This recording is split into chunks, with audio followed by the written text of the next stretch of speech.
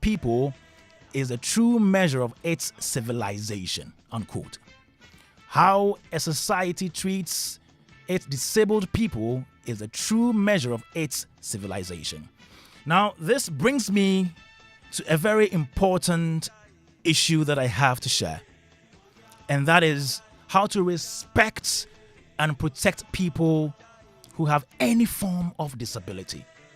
Now, if you take both the Ghanaian Constitution and you take the United Nations Convention on the Rights of Persons with Disabilities, these two documents actually prohibit discrimination and promote the social inclusion of persons with disabilities. So, it's very important that we talk about issues regarding disabilities and how we treat people in that regard. Yeah. Now, let me quote Article 37 of the Persons with Disability Act, which condemns persons or people who mock persons with disabilities. And I quote again: "A person shall not call a person with disability derogatory names because of the disability of the person. A person who contravenes subsection 1, which I just read, commits an offense and is liable on summary conviction to a fine not exceeding 50 penalty units or to a term of imprisonment not exceeding 3 months or to both," unquote.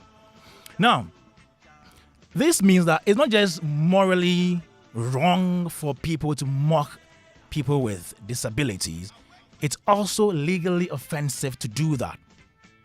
It is against the law to mock people who have any form of disabilities. My message for today is premised on the constant ridicule of disability by Ghanaian artist Shatta Wale. And he has on various occasions ridiculed Stonebwoy with his disability, the fact that he has issues with his leg, and he keeps doing this over and over again. I understand that showbiz is an industry where people throw jabs and shades at each other, where people can, go hard at each other with regards to lyrical content, or even going to the extent to portray the politics of the game. I know that happens a lot. But there should be limits to how far anybody can go in trying to live the politics of any genre of music in this industry. I have heard a lot of people talk about the fact that, this whole thing is give and take. Stonebwoy does it to Wale, Wale does it to Stonebwoy, and so we should accept the fact that it's normal in the system.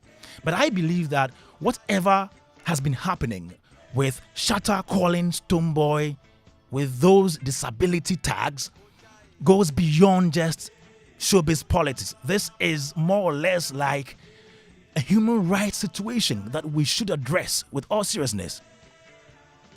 Typical of Shatta, he will insult, he will shrug off any complaints, he doesn't really care. But to me, this whole toxic narrative goes beyond Shatta Wale or Stonebwoy. I'm concerned about the ordinary person on the street, the ignorant fan who follows these artists, who may not know what the law says about making mockery of people with disability. They are my focus. Now, after we complained about the rants, those descriptions made by Wale, he did a video. He insulted some people, some of us, yeah. And then the Ghana Federation of Disability Organizations, which represents over 2.5 million persons with disabilities, and then the Ghana Society of the Physically Disabled also issued a press statement. Now, after that, I've not heard any apology whatsoever. I don't really care about that. I care about how far or how much interested we are in educating people to know the right thing.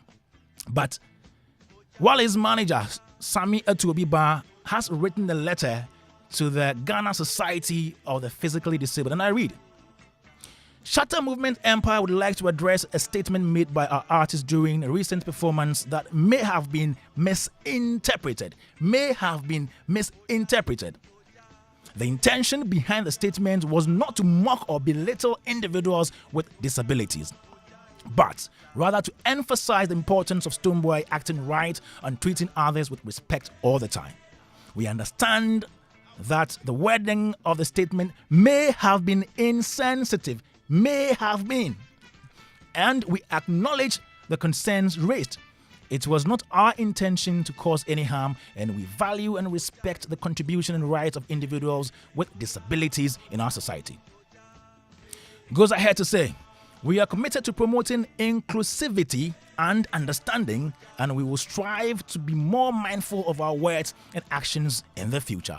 Thank you for bringing this to our attention. Mentions that. And we appreciate your understanding. Signed, Manager Samuel Etubiba. Let me say that the intention for writing this letter is a good one. And so I commend Sammy for doing this. But I wish that this letter could have been better. Honestly. I think the letter doesn't address the fact that Shatta Wale made statements that are illegal and morally unacceptable. There shouldn't have been any mays, any ifs whatsoever. I understand his work, and I understand it's maybe difficult for him to, come out to accept that his art is goofed.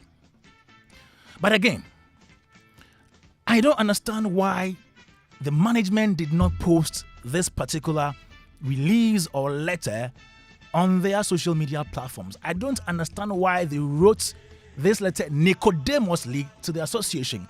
If the association had not broadcast this to the media, we wouldn't have seen it. So, your artist made a statement. Some people thought it was legally and morally wrong, so they came out to issue a press statement.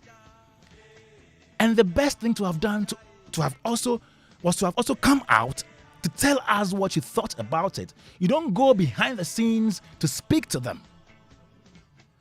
You needed to have made this public for us to know your position on the matter, so that people will learn from the situation, so that people will know it is not acceptable for anybody to do that, to mock anybody.